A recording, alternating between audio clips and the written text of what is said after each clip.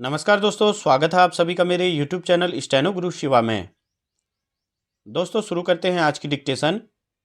गति लेखन अभ्यास संख्या 55। गति 80 शब्द प्रति मिनट। स्टार्ट। आर्थिक विकास के लिए समुन्नत सड़कें आवश्यक हैं, इसलिए हर गांव, हर शहर को द्रुतगामी मार्गों से जोड़ने पर बल दिया जाता है। निसंदेह पिछले कुछ वर्षों में सड़कों के विस्तार, उनकी बेहतरी और पहुंच बढ़ाने की दिशा में काफ़ी काम हुआ है।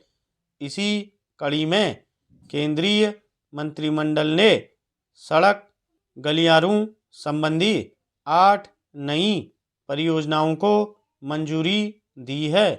इन परियोजनाओं के तहत 50,000 करोड़ से ऊपर की लागत से करीब 950 किलोमीटर लंबे मार्ग बनाए जाएंगे।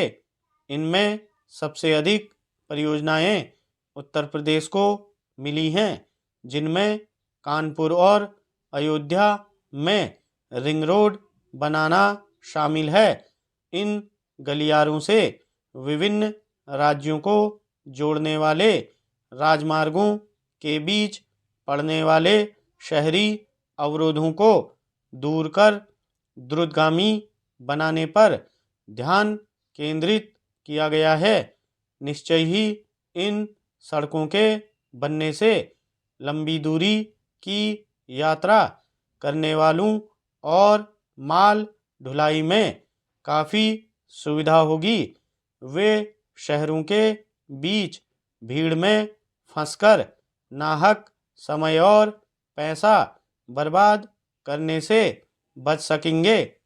औद्योगिक इकाइयों को कच्चा माल लाने और अपने उत्पाद दूसरी जगह भेजने में बहुत आसानी होगी।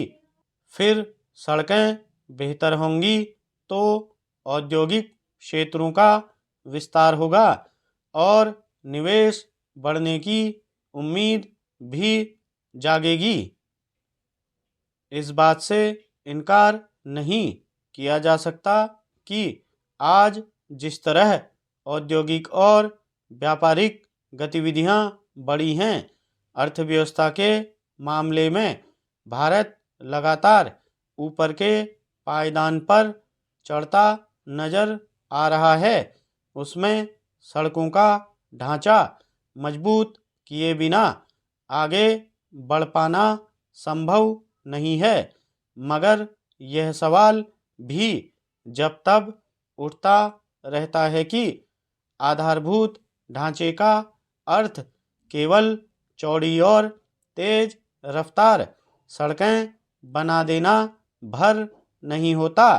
उनमें सुरक्षा और अन्य सुविधाओं पर भी समान रूप से ध्यान देने की ज़रूरत होती है। फिर जिस ढंग से शहरों का आकार बढ़ रहा है, गांवों से लोगों का शहरों की तरफ पलायन बढ़ रहा है, उसमें उनके बुनियादी ढांचे पर ध्यान कब दिया जाएगा?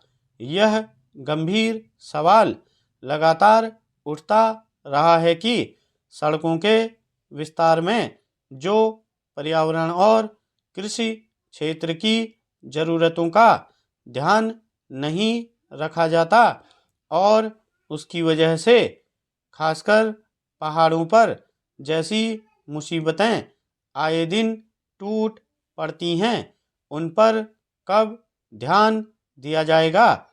हिमाचल प्रदेश और उत्तराखंड में स्थानीय लोगों और पर्यावरण विशेषज्ञों के तमाम विरोधों के बावजूद द्रुतगामी मार्ग बनाए गए।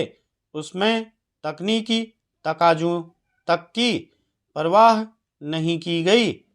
अंधाधुंध पहाड़ों की कटाई की गई, जिसका नतीजा है कि वहाँ के ज़्यादातर पहाड़ भंगुर हो गए हैं और सामान्य बरसात भी झेल नहीं पाते, धंस जाते हैं। स्टॉप।